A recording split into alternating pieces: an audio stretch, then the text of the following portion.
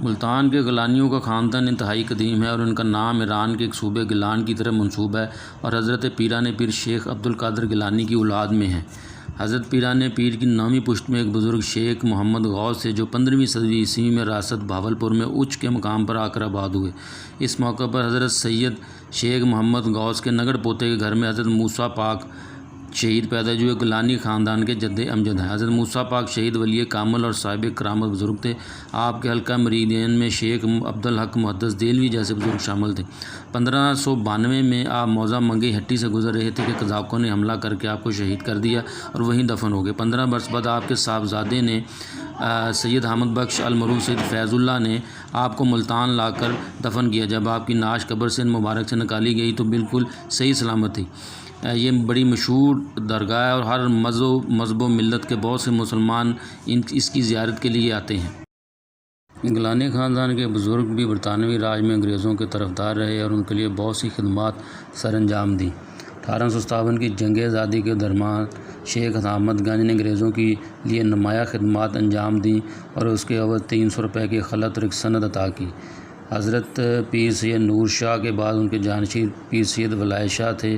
انگریزوں نے انہیں 1870 میں ملتان کا اعزازی مجسٹریٹ مقرر کیا۔ ان کے بعد مخدوم صدر الدین شاہ منتخب ہوئے۔ مخدوم صدر الدین شاہ گیلانی انجمن روسا پنجاب کے رکن اور پروونشل درباری تھے۔ 4 سال تک ڈسٹرکٹ جیل ملتان کے آنرری وزٹر رہے۔ 1911 میں دلی دربار کے موقع پر جارج پنجن نے آپ کو ملاقات کا شرف بخشا۔ آپ کو خان بہادر کے خطاب سے نوازا گیا۔ آپ کی خاندانی خدمات کی وجہ سے اعلیٰ انگریز حکام، گورنر، کمشنر، ڈپٹی کمشنر دربار پیر صاحب پر پہنچ کر اظہار عقیدت کرتے تھے۔ 1945-46 کے انتخاب میں ملتان کے تقریباً تمام خاندانوں نے یونینسٹ پارٹی کے ٹکٹ پر انتخاب میں حصہ لیا، مگر گیلانی خاندان نے اس انتخاب میں نہیں طریقِ پاکستان کے ہر مرحلے پر مسلم لیگ کا ساتھ دیا۔ اس انتخاب کے موقع پر سید محمد رضا شاہ مسلم لیگ کے ٹکٹ پر شجاع آباد کے حلقے سے امیدوار تھے۔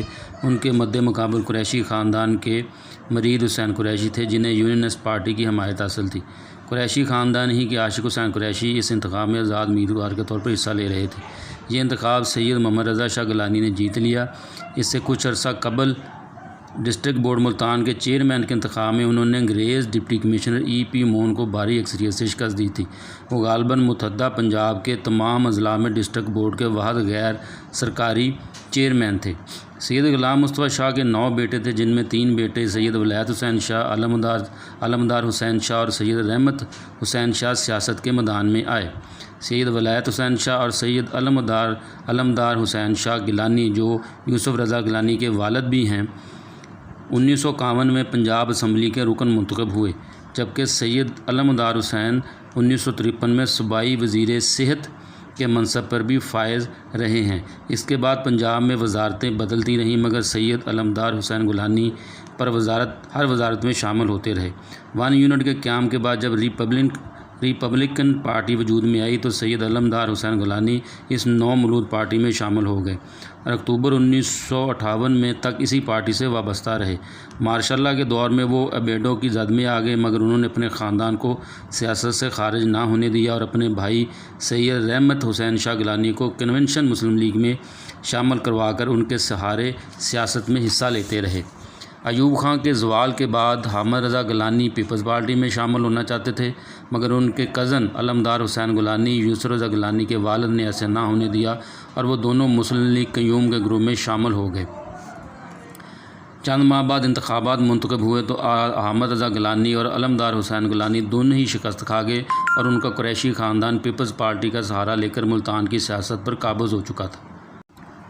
یوسف رضا گیلانی کی اپنی شادی سندھیلیاں والی شریف پیر محل میں ہوئی جبکہ ان کے والد علمدار حسین گیلانی کی شادی رحیم یار خان کے مشہور مخدوم الملک خاندان میں ہوئی۔ مخدوم الملک جو کہ احمد محمود پیپلز پارٹی کے رہنما ہیں اور گورنر پنجاب بھی ان کے دادا ہیں، ان کی 2 بیٹیوں کی شادی گیلانی خاندان میں ہوئی جن میں ایک کی شادی یوسف رضا گیلانی کے والد سید علمدار حسین گیلانی سے ہوئی اور دوسری شادی ان کے چچا احمد گیلانی سے ہوئی جبکہ تیسری شادی پیر آف پگاڑا سے ہوئی۔ اس لیے یوسف رضا گیلانی کے پیر پگاڑا خالو ہیں جبکہ احمد محمود یوسف رضا گیلانی احمد محمود کی پھوپھی کے بیٹے ہیں۔ اس کے علاوہ یوسف رضا گیلانی کے تینوں بیٹوں بھی سیاست میں سرگرم عمل ہے، جن میں عبدالقادر گیلانی ہے، علی موسیٰ گیلانی اور علی حیدر گیلانی ہے۔ علی حیدر گیلانی 2018 میں ممبر پنجاب اسمبلی منتخب ہو چکے ہیں، جبکہ جو علی موسیٰ گیلانی ہیں وہ 2022 میں ضمنی الیکشن میں شاہ محمود قریشی کی بیٹی کو ہرا کر ممبر قومی اسمبلی منتخب ہوئے ہیں، جبکہ ان کے بیٹے عبدالقادر گیلانی بھی ممبر قومی اسمبلی رہ چکے ہیں۔ یوسف رضا گیلانی 9 جون 1952 کو ملتان میں پیدا ہوئے۔ 1970 میں گریجویشن اور 1976 میں جامعہ پنجاب سے ایم اے صحافت کیا۔ 1983 میں اپنی عملی سیاست کا آغاز کیا اور ضلع کونسل ملتان کے انتخاب میں حصہ لیا۔ سابق اسپیکر فخر امام کو شکست دے کر چیئرمین ضلع کونسل منتخب ہوئے۔ 1985 میں غیر جماعتی انتخاب میں حصہ لیا اور وزیر اعظم محمد خان جنیجو کی کابینہ میں وزیر ہاؤسنگ و تعمیرات رہے۔ 1988 میں پی پی میں شامل ہوئے۔ میاں نواز شریف کو شکست دے کر قومی اسمبلی کے ممبر منتخب ہوئے اور دوبارہ ہاؤسنگ و تعمیرات کی وزارت ملی۔ 1990 میں یوسف رضا گیلانی تیسری دفعہ ممبر قومی اسمبلی منتخب ہوئے۔ 1993 میں چوتھی بار ممبر قومی اسمبلی بنے اور اسپیکر کے عہدے پر فائز ہوئے۔ 2008 میں 5ویں دفعہ ممبر قومی اسمبلی منتخب ہو کر وزیر اعظم کے عہدے پر فائز ہوئے۔ آپ کو وسیب کے پہلے وزیر اعظم ہونے کا بھی اعزاز حاصل ہے۔ 2012 میں سپریم کورٹ کی طرف سے توہین عدالت کے مقدمے میں سزا سنائی گئی اور آپ 5 سال کے لیے نااہل ہوئے اور وزیر اعظم کی کرسی سے آپ کو اتار دیا گیا۔ 2021 میں اسلام آباد کی سیٹ سے سینٹ کے ممبر منتخب ہوئے اور پی ڈی ایم نے یوسف رضا گیلانی کو متفقہ طور پر ایوان بالا کے چیئرمین کے لیے نامزد کیا، لیکن دھاندلی کی وجہ سے آپ ہار گئے اور صادق سنجرانی دوبارہ چیئرمین منتخب ہو گئے۔